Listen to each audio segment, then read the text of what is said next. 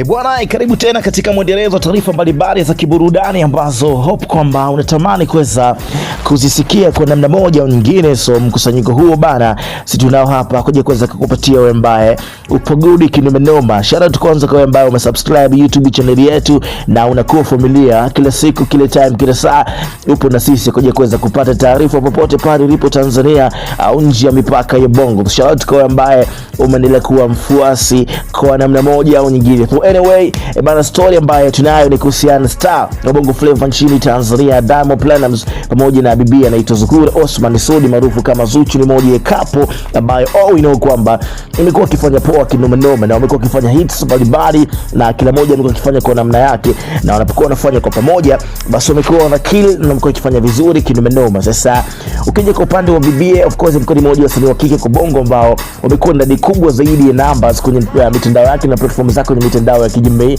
ukimfananisha na wasanii wengine wa kike kutoka East Africa lakini pia kutoka Tanzania na ukanda mzima wa Afrika. Amekuwa akifanya hivyo na amekuwa akifanya poa kinomanoma.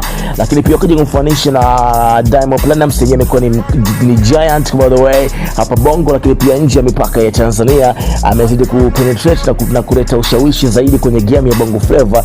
Tumeweza kuona juzi kati akifanya show of course ni Dubai, alipokuwa na Mnyamwezi inaitwa video kutoka Nigeria na wana ngoma ambayo aliweza kufanya miaka ya nyuma kidogo ambayo imeweza kupita. So matarajio ya watu wengi walikuwa kitamani kuweza kuona pengine Davido atamvuta tena Diamond kwenye ngoma nyingine kama ambavyo waweza kufanya mwaka iliyopita. Nakumbuka miaka mingi tayari imeshaweza kupita. Zungumzia na My Number One remix ambayo iliweza kufanyika na inaishi mpaka leo hii. So imekuwa poa kidomanoma kwa upande wa mtu mzima Diamond Platnumz. Lakini pia ukija kwa upande wa bibi Zuchu, amezidi kutengeneza soko lake la kimataifa baada ya kupewa shows mbalimbali kama headliners, kiwa kufunga show katika usiku bana wa Chana, vitu kama hivyo hapo. Lakini kwenye tamasha la Young Africans pia alipewa mtu kama headliners wakaweza kufunga show. So inatengeneza attention kubwa kinomanoma kwenye game, lakini pia inaweza kutengeneza njia ya kuweza kufikia mbali au kufikia malengo. Ikumbukwe Zuchu alikwambia kwamba anafanya muziki aina tofauti ili kuweza kusaka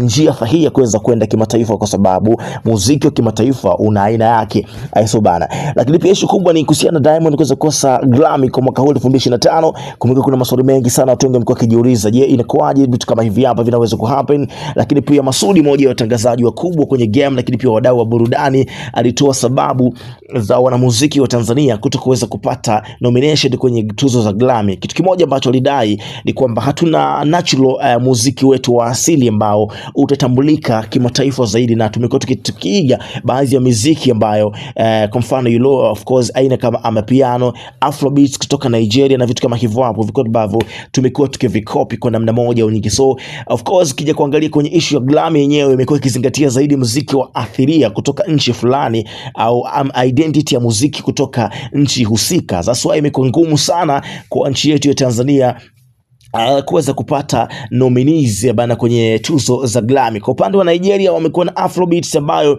imechanganyika na kilugha kutoka Nigeria ambayo imekuwa ikisupport muziki wao kuwa na aina fulani ambayo inawatambulisha wao kimataifa. So Tanzania tuna jukumu kubwa zaidi la kuweza kutengeneza muziki wetu kwa aina fulani hivi ambayo itaweza kufahamika zaidi duniani na isifanane na muziki wote. So wadau mbalimbali wamekuwa wakisupport na kuhitaji Singeli ni moja ya muziki ambao pengine utaweza kuutambulisha Tanzania kimataifa zaidi. Unaweza kuniambia kwenye comments hapo mtazamo wako ni upi? Je, tuitumie Singeli kuipeleka game ya Tanzania mbali zaidi, au nini ambacho tunatakiwa kuweza kukifanya ili tuweze kupata nominees kwenye Grammy hapo mwaka inayofuata? Mimi naitwa Chris Jayala na hili ni basi la burudani kutoka hapa Chris Media 24. Keep enjoying for the next moments.